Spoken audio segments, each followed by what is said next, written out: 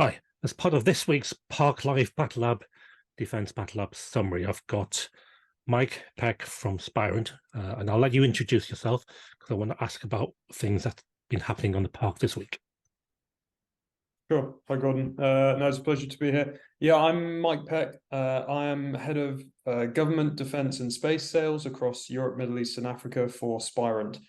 I've been in Spirent for about a little over 3 years now, and sort of working into the government and defense sector for the last, for the majority of that time, and gradually expanding the focus across Europe and beyond. Yeah, I've seen a lot of events happening this week. Some I can't talk about, but others I can because you had a busy day yesterday next to our unit on the Dorset Innovation Park. So what was happening there? Yeah, we did indeed. So we've got our customer experience center, which we run in conjunction with EP90 Group. And yeah, yesterday we hosted what we called our Government and Defence Connect Forum. So it was a meeting of we had about 40 or so attendees. Okay.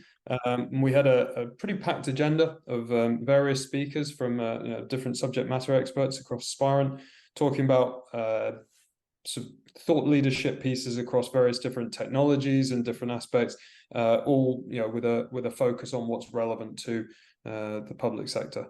So Were yeah, these people from defense, law enforcement, security, SMEs, just general public? absolutely. So the focus this time was largely towards MOD and the kind of ecosystem that surrounds that. Primarily because we actually ran it in conjunction with the BattleLab this time. So yeah, it was good to have the support of them. And we had Lieutenant Colonel Trevor Bowman gave a speech at the beginning, which was nice. So yeah, we primarily had people from different branches of MOD, and then from some of the system integrators and the primes, as well as from central government and the sort of national security sector as well. So right across the board. Excellent. I know one of the things I've seen across your large corporate website is 5G. So what work or services do you provide in the 5G space? Yeah, absolutely. 5G has been a real driver for us over the last few years. For anyone who's not familiar with Spirent, we are a world leader in test, automation, and assurance. We help all sorts of companies. We were kind of bred to work with the telecommunications companies, but then it spilled out into everyone from MOD to McDonald's, right across the board. Any kind of transformation, any digital transformation, whether that's moving to the cloud, whether it's just a sort of more standardized IT transformation, or if it's a complete network overhaul, releasing a whole new generation, this is where Spirent can really mitigate the risk and cost of failure, is probably the easiest way to put it. Accelerate time to market, time to innovation, reduce the complexity and the costs that are associated with it, enhance cybersecurity defenses, and the aim is to deliver flawless user experiences. We say that our mission is to deliver on the promise you make to your end users. So that's what we do. Excellent. Probably something for another longer interview to get more and more information. But I do want to talk about digital twins. Like, is this your digital twin? Pulled this from your Facebook image, but I know digital twins is a bit of a buzzword at times. But what is it? As a quick summary, Sure. and how do we, Yeah. or how can this sector, that sector use it? Yeah, so there's a lot of different interpretations of what a digital twin is. Sometimes it can be looked at as just sort of an algorithm, that's mimicking behaviors or anticipated behavioral patterns. But for us, when we talk about digital twin, it's more of a digital clone. So it's emulating, say, a whole country's network in the lab, with terabits of traffic going across it, millions of subscribers, but all in the lab without actually having to invest in all that infrastructure and take up all the space. So it then enables you to realistically understand how your technology will perform when you drop a real device under test or a system under test into that digital twin, so that then before you actually roll out in the real world and have the risk of all the costs associated with it, you can know whether or not it's going to perform well. Okay.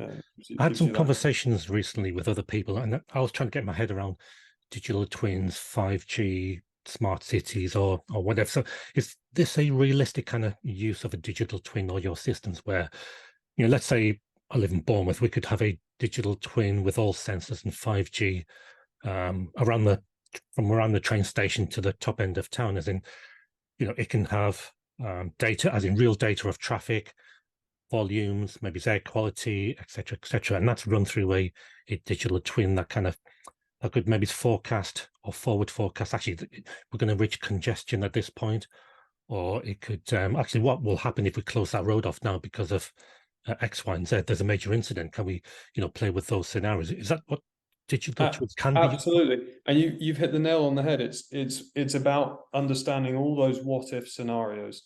And for things like smart cities, you're talking critical national infrastructure. You can't take any risk on, well, hopefully it'll work. No, you've hit the nail on the head with that, and it works right up the system, from development of say sensors that are going to be used in a smart city, for say your example, right through the development process into the actual deployment, and planning as well of how everything's going to be deployed, right through to sort of in-life service, because these days, with virtual infrastructure and all the different layers that are involved, an update or a patch on something could have unintended consequences elsewhere.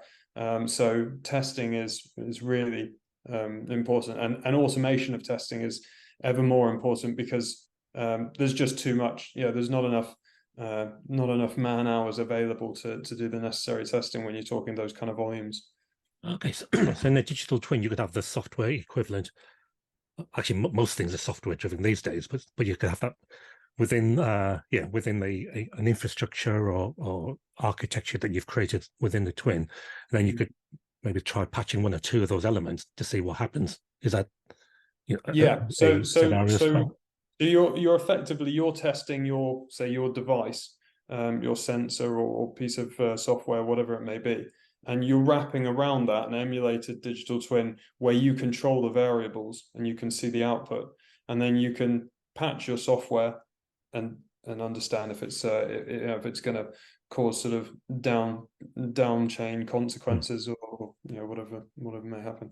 Yeah, I'm sure we've got so much to talk about digital twins, but I think that's probably the time that we've got today. But one final question is, you've been on the park, was it just over 12 months or so? What's the benefit, or what's the future goal of being a tenant on the park? Yeah, well, I mean, we came to the park for a very obvious reason. It was to be part of this ecosystem that's growing up around the BattleLab there.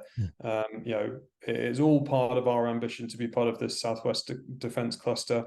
We've been able to work closely with our partners, EP90, and also to really work closely with the BattleLab more and more as well. And events like yesterday, I think, just go to show that that it's worth it. It's worth it being there, because the audience yesterday was fantastic. The sort of feedback that we got immediately was overwhelmingly positive. So I'm really pleased with it, and I think for us, we want to be even more involved there. And ultimately, our facility at the moment, we're using it predominantly for more of a show and tell, workshops and things like this. But ultimately, it is there to be used. There's kit in there, real kit that can be leveraged for testing as a service. So that you can, anyone, SMEs, anyone on the park or elsewhere can bring their technology there and leverage the kit and the expertise that Spirent can bring to test it. You know, Yeah. so we welcome anyone who's interested in having further discussions on that. Yeah, it'd be great if we could, create a kind of center of excellence in training across all of these kind of technologies. So that reminds me, I must interview EP90, but I know the two gyms don't like being on camera, so I don't know how I'm going to squeeze that one out. But it's great to, to see all these partnerships growing and so on. Yeah. Okay. No, absolutely. Excellent. Well, thanks for your time, Mike, and I'll see you soon in the park. Absolutely. Yeah. Yes. Thanks, Gordon. Okay. I'll see you Bye. soon. Bye. Take care. Bye bye.